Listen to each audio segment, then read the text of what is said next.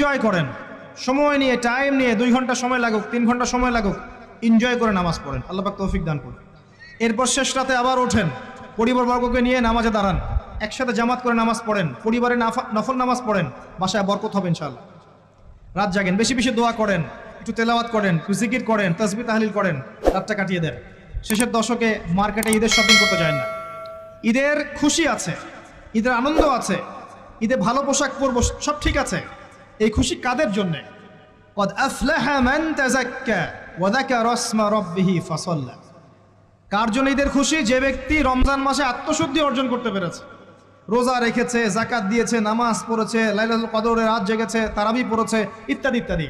এই ব্যক্তি আত্মশুদ্ধি অর্জন করেছে, এই ব্যক্তির জন্য ঈদের খুশি। যে রমজান মাসে সিনেমা দেখেছে, সিনেমার শুটিং করেছে, পর্নোগ্রাফি দেখেছে, সুদ খেয়েছে, শিরক করেছে, বেদাত করেছে, হারাম খেয়েছে, এর জন্য ঈদের খুশি।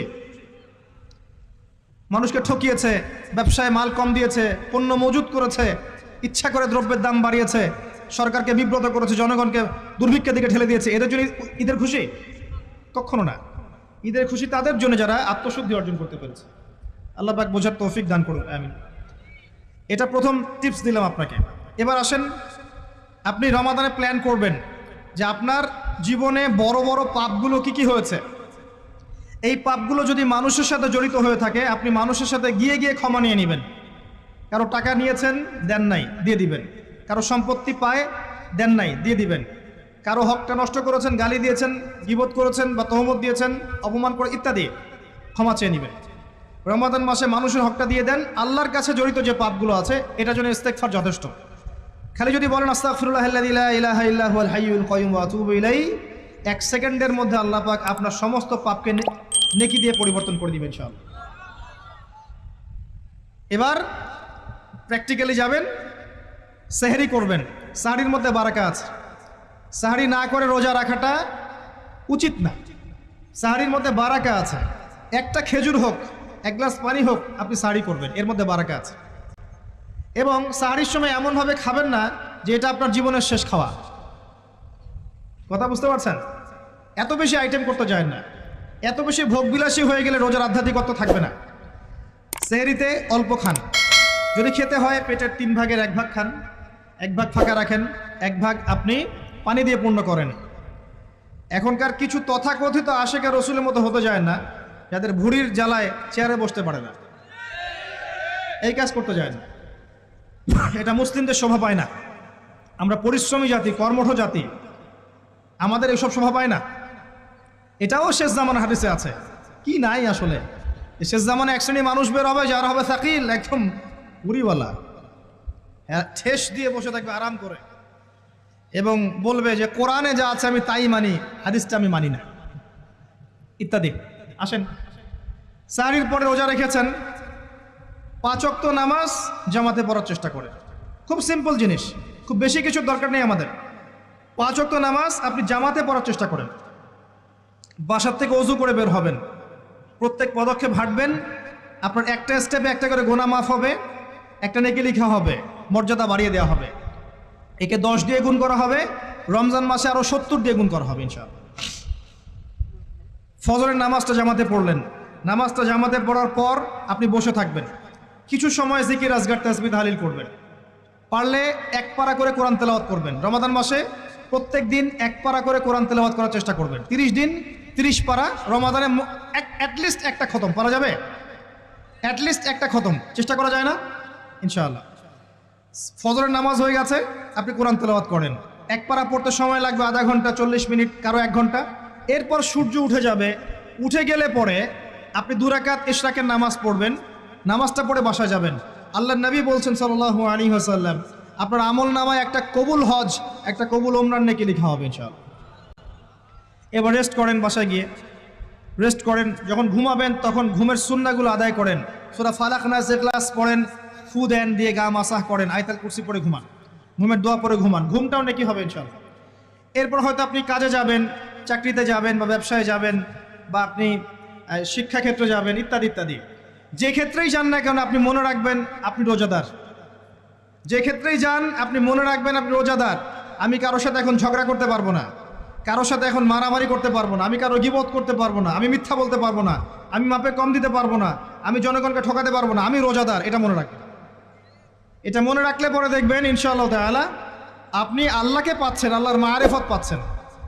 খাচ্ছি না আল্লাহর ভয় না, পানি পান করছি না, স্ত্রী সহবাস করছি না, কার ভয়ে? আল্লাহর ভয় না? এত কঠিন কাজ করার পরেও রোজার নেকি পাওয়া যাবে না যদি রোজা রাখা অবস্থায় আমি মিথ্যা বলি, মাপে কম দেই, গীবত করি, সুদ খাই, জেনা করি, ইত্যাদি ইত্যাদি। নবী সাল্লাল্লাহু আলাইহি ওয়াসাল্লাম বলেছেন সেই ব্যক্তির পানাহার ছেড়ে দেয় আল্লাহর কিচ্ছু যায় আসে না যে ব্যক্তি রোজা রেখে অশ্লীল কাজ করেছে। মা বোনদেরকেও বলবো, রোজা রেখে যদি বেপরদায় চলেন রোজার কোনো দাম নাই। রোজা রেখেও যদি এমন কাপড় পরে চলেন যেই কাপড় পরা না পরে একই কথা, ঢাকা শহরের ফ্যামিনিস্ট মেয়েদের মতো জিন্স আর গেঞ্জি পরে ঘোরেন, রোজা রাখা না রাখা আপনার একই কথা। এটা রোজা হয়নি, উপবাস হয়েছে, উপবাস। ইকোনমিক সেকশন আমরা যারা আছি, আমরা যদি রোজা রেখেও সুদ খাই, আমার রোজা রাখা না রাখা আল্লাহর কিচ্ছু যায় আসে না।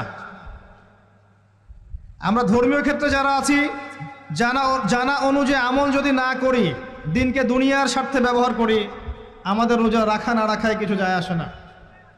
আমরা যদি মিথ্যা বলি, অন্যের গীবত করি, অশ্লীল কাজ করি, গার্লফ্রেন্ডের সাথে সময় কাটাই, ওর সাথে কফি খেতে যাই, ডেটিং করতে যাই, এই যে ফেসবুকের মাধ্যমে চ্যাটিংয়ে প্রেম করি, ইউটিউবে অশ্লীল ভিডিও দেখি, পর্নোগ্রাফি দেখি, ইত্যাদি ইত্যাদি, এইসব রোজা রাখা না রাখা আল্লাহর কিচ্ছু যায় আসে না।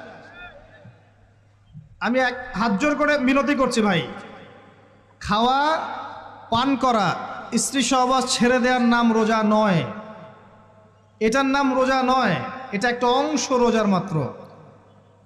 রোজা রেখে আল্লাহর যাবতীয় হারাম ত্যাগ করলে পরে রোজা হবে ইনশাআল্লাহ। এই কাজগুলো করার চেষ্টা করি, আল্লাহ পাক তৌফিক দান করুন। রোজা রাখা অবস্থায় আপনি বেশি বেশি জিকির করবেন। কি করবেন?